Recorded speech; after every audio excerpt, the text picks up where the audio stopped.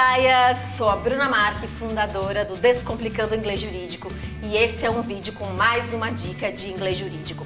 Aguardo o feedback de vocês e também sugestões para próximos conteúdos. Você já deve conhecer, ou já ouviu falar, né, o famoso McDonald's Coffee Case, e a gente geralmente conhece esse processo, né, como o processo em que a velhinha ficou rica porque derrubou uma gotinha de café quente do McDonald's na perna. E na verdade não foi bem assim, ou melhor, não foi nada assim, né? Então, esse caso ficou conhecido no mundo inteiro como se fosse um exemplo de como nos Estados Unidos pessoas comuns tiram proveito, né, de empresas grandes para entrar com processos e ficar milionárias sem nenhum motivo. Vamos lá, tem alguns pontos bem importantes nesse caso. Então, em primeiro lugar, a gente vai tratar aqui de tort, né? E tort law é a responsabilidade civil. Não vou me alongar muito aqui, mas só para você saber, então, que a gente está no ramo de tort, que quer dizer responsabilidade civil. Vamos lá. Quais são os fatos do caso, então?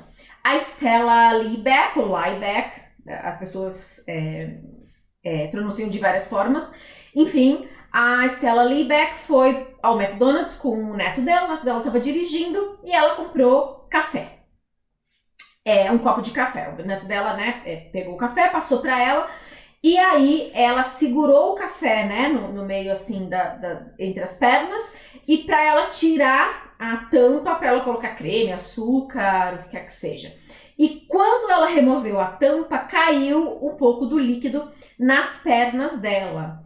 E o que aconteceu foi bem grave. Ela teve 16% do corpo queimado, ela ficou internada e ela teve até que fazer enxerto de pele por causa disso. Então foram queimaduras super graves. Então você imagina a temperatura desse café, né?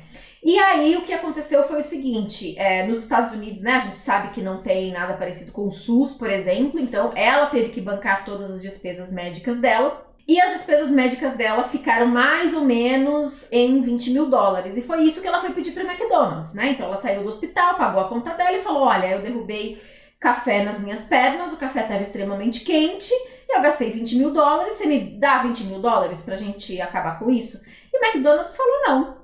Porque várias pessoas, na verdade, já tinham entrado na justiça em relação à temperatura do café e tudo, e todas tinham perdido, então ele nem se preocupou, o McDonald's, né, nem se preocupou em fazer um acordo com a Stella. Ela entrou na justiça, e aí nos Estados Unidos também existe júri para os processos cíveis, né? Enfim, tem algumas exceções, mas no geral existe júri nos processos cíveis também, além dos penais.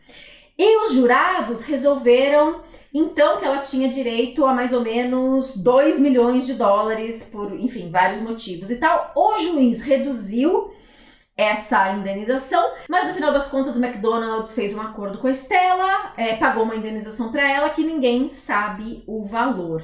Em resumo, quando a gente escuta falar, né, sobre processos famosos e tal, nos Estados Unidos tem muita essa coisa, né, de ter processos ridículos e tal. A gente realmente tem que analisar com um pouco mais de cuidado, porque esse processo da Stella Liebeck, muitas vezes as pessoas se referem a ele, né, de novo, aquela senhora que enriqueceu às custas do McDonald's. Então, não. Então, os fatos desse processo, claro que tem muito mais detalhes, mas eu quis trazer para você hoje aqui um resumo dos fatos desse processo. Então, quando a gente fala em tort law, a gente fala em responsabilidade civil. E é importante saber também, né, que júris nos Estados Unidos também se dão em causas cíveis, além de causas penais. E ela acabou fazendo, então, um acordo com o McDonald's. Ninguém sabe o valor, mas se o McDonald's fez um acordo com ela é porque realmente isso o atingiu e tem que atingir mesmo, tanto que o McDonald's acabou reduzindo sim a temperatura do café servido para o público logo depois desse processo, mostrando então, né, um mínimo de respeito, né, ao consumidor nesse sentido.